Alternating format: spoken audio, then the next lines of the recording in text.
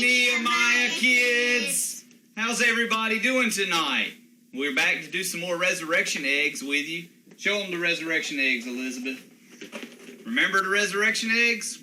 We're going to be looking at the light pink resurrection egg, number 2 tonight. So why don't you pull that one out and let your sister open it up for us tonight?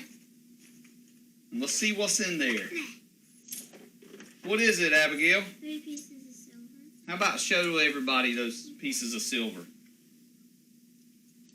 Hold them in front of the camera good for them. Not that close. Pull it back a little bit. All right, there you go.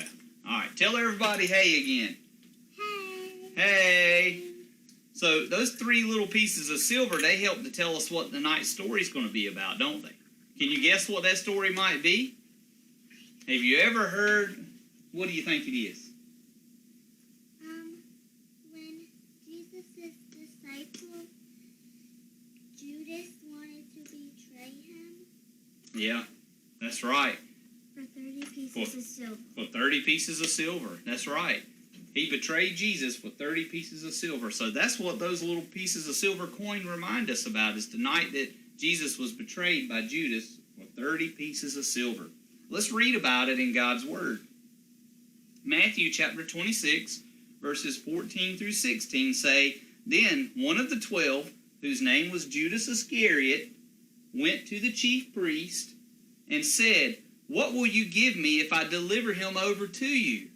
And they said, We will pay you 30 pieces of silver. And from that moment he sought an opportunity to betray Jesus. Matthew 26, 46 through 50 say, and this is Jesus talking, Rise up, let us be going. See, my betrayer is at hand. Jesus knew what Judas was doing. He goes on and it says here, while he was still speaking, Judas came, one of the 12, and with him a great crowd with swords and clubs from the chief priest and the elders of the people. Now the betrayer had given them a sign, saying, The one I kiss, he is the man, seize him. And he came up to Jesus at once and said, Greetings, Rabbi. And he kissed him, right on the side of his face. Okay? And Jesus said to him, Friend, do what you came to do. Then they came up and laid hands on Jesus and seized him. Then in Matthew 27, verses 1 through 5, we hear this. When morning came, this is the later that morning, this was overnight that this was all happening in the early morning hours. But now, when the morning came, all the chief priests and elders of the people took counsel against Jesus and wanted to put him to death. And they bound him and led him away and delivered him over to Pilate the governor. Then when Judas, his betrayer, saw that Jesus was condemned, he changed his mind and brought back the 30 pieces of silver to the chief priest and the elders, saying, I have sinned by betraying innocent blood. They said, What is that to us? See to that yourself. And throwing down the pieces of silver into the temple, Judas departed, and he went and hanged himself. Now, why would the Jewish leaders want to hurt Jesus? Because they hate him. Why did they hate him? Because he was trying to make people think he's the true king, which he is. Well, that's part of it, isn't it? And there's more to it. Why would his own disciple want to betray him? Because he wanted that 30 pieces of silver. Yeah, he wanted that 30 pieces of silver. And what does all this have to do with Easter? When he was put on the cross and rose from the dead. Yeah, he was put on the cross because of Judas's betrayal, wasn't he? That started the whole process. And God knew about it. Don't get upset. You get to answer some more questions. Can you tell everybody hey again? Hey. Yeah, there you go. All right. So here's the thing. The Jewish leaders, they wanted to get rid of Jesus. He was not the kind of Messiah they were hoping for. They wanted a Messiah who was going to be this like king warrior, who was going to ride into town on a horse, not some little measly donkey. And he was going to actually conquer Rome. You see, at that time, Israel was under Roman Empire. They had to do what the Romans told them to do. And the Jews didn't like that.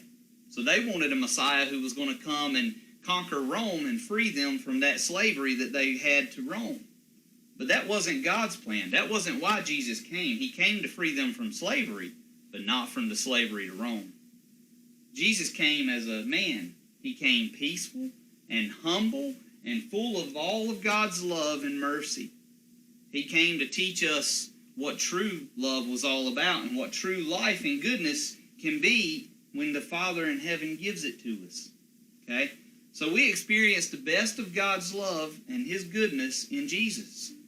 When Jesus comes into our hearts and changes our lives and opens us up and gives us the ability to follow Him. When we do that, then we can taste the good things that God has to offer to us. But we cannot do that apart from God changing our hearts. The Pharisees thought that they were going to be good. They told everybody they were good, weren't they? They walked around town and tried to look like they were the most spiritual people in town. They paraded around and showed everybody just how good they were. But the truth of the matter is inside their hearts, they were anything but good. They had all kinds of evil intentions. They were judgmental. They were selfish. They were prideful. And they were really evil. Yeah, what do you want to tell? Hurry up. Nothing? Okay, she changed her mind, everybody. The Pharisees, though, they were very sinful people. And so Jesus called them out on that before this all happened. And they didn't like Jesus telling them that they had to change their ways, that they had to be more like God wanted them to be. So in essence, they really wanted to be different than what God had called them to be. They had that sinfulness inside their heart. And guess what? That's kind of what sin is. When we're not obedient to what God has called us to be and we try to do things our own way, a lot of times that's sin. You remember what you wanted to say? What do you want to say? The people who acted like that inside, they were really being mean to the good people. Yeah, they were. Because they made a lot of the good people have a lot of trouble because they weren't as good as they were, they thought. They thought that they were the sinners, but those people were the sinners. Yeah, that's true.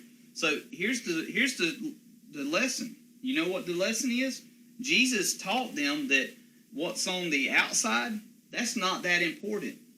What He cares about is what's on our inside.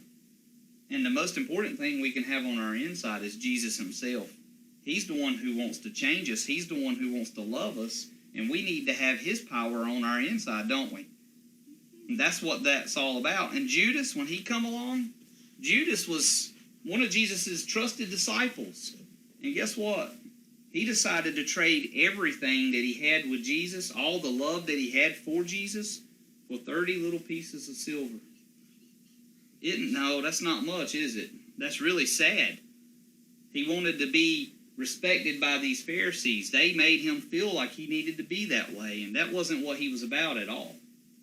So when we look at this story and we see what's going on here, that is the main thing we need to know about, is that when Judas committed that sin, when he betrayed Jesus, he opened something up. Do you know what betrayal is?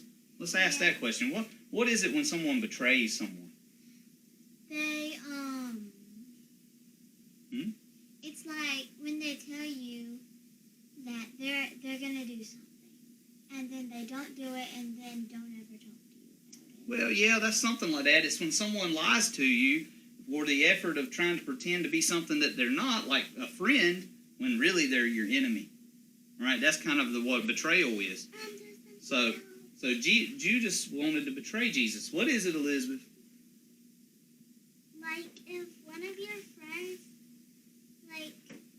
says they will be good, nice to you forever and never be mean to you again, and don't really do it, that's betraying people. Yeah, that is betraying people. So here's the thing. Judas, he led the Pharisees to where Jesus was at. And he betrayed Jesus with a kiss, which is a sign of friendship, right? He lied to Jesus, and Jesus knew it. And he said, what you've got to do, go ahead and do. Do it quickly. Jesus knew what was going to happen. And the Pharisees all along, they wanted to find Jesus guilty so they could put him to death because they didn't like him. When Judas realized that, he felt a lot of remorse, but it was too late, wasn't it? And it cost him his life too. He could have had a lot more life with Christ, but he didn't, because he didn't trust what Jesus had to say to him. So we need to make sure we always trust Jesus, no matter what, don't we? That's what those 30 pieces of silver will remind us of. Hurry up, tell them, because we got to shut this video down and get ready for bed. What is it? Oh, she forgot. Well, let's tell everybody to have a good night, and we will see them again on the next video. Good night, everybody. Good night. Good night. All right, we'll talk to you later. Hope you have a great rest of the week until the next video. God bless you all.